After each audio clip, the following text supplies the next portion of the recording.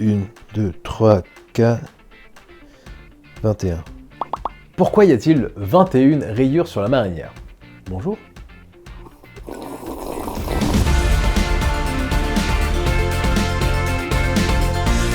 Je vais pas vous l'apprendre, la marinière est avant tout un vêtement de marin. C'est fou, hein, en faisant quelques recherches quand j'étais à la Bibliothèque nationale de New York, j'ai appris plein de trucs. Ah, ils ont carrément des bouquins sur la marinière de New York?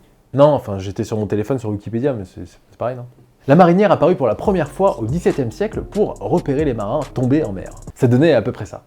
Wow, ouais, aidez-moi, je suis perdu à la mer. Wow, viens me chercher. Au départ, la marinière ne ressemblait pas vraiment à ce qu'elle est aujourd'hui. Les marins portaient de sortes de blouses blanches et surtout qui n'étaient pas rayées. On voit ça dans quelques tableaux. Mais c'est le 27 mars 1858, très exactement, qu'un décret est apparu obligeant la marine à équiper ses matelots de marinière. Officiellement, elle comporte 21 rayures blanches larges de 20 mm, 20 ou 21 rayures bleues larges de 10 mm, et 15 rayures blanches et 14 rayures bleues sur les manches. Mais alors, pourquoi 21 rayures? Alors pendant très longtemps, il y a eu une légende autour du nombre de ces rayures, et on raconte qu'elle ferait référence au nombre de victoires de Napoléon Bonaparte. Malheureusement, cette légende est fausse. En fait, la marinière est faite de 21 rayures tout simplement pour faciliter sa production. La marinière, qui est un tricot, est faite d'une seule pièce pour que le marin soit plus à l'aise dedans. C'est pour ça que, par exemple, il n'y a pas de couture au niveau des épaules. Vous regarderez la prochaine fois chez vous si vous avez des marinières. On dit aussi que cette technique de fabrication sans couture permettrait d'éviter de coincer les vêtements de marin dans les cordages. C'était un truc qui arrivait apparemment assez souvent à l'époque. Malgré le fait que la légende raconte que les rayures sont là pour repérer les marins en mer,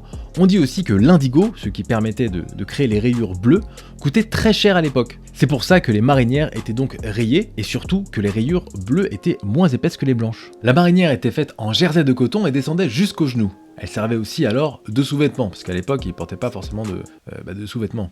Des marques historiques comme Saint-James, Le Minor, Armor Luxe ou encore Orcival se sont spécialisées dans la fabrication de ces pièces pour la marine nationale et pour la population plus tard. Mais depuis 2010, la marine nationale se fournit en Roumanie. Voilà, maintenant vous savez. Si vous aussi vous avez des questions que vous vous posez sur le vêtement, n'hésitez pas à me les poser en commentaire, on y répondra dans ce format. Et n'oubliez pas que le jeudi à 11h30, j'envoie une petite newsletter dans vos petites boîtes mail, ça fait beaucoup de petites. Je mets le lien ici ou en description.